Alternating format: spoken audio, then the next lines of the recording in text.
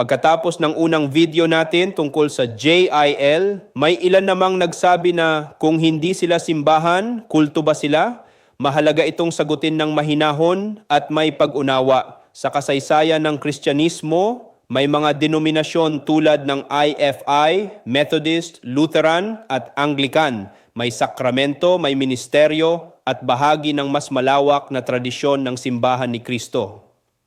Pero mayroon din namang Christian movements gaya ng JIL na hindi simbahan, hindi denominasyon, kundi mga samahang ebanghelikal na nagtitipon upang magpuri at mag-aral ng salita.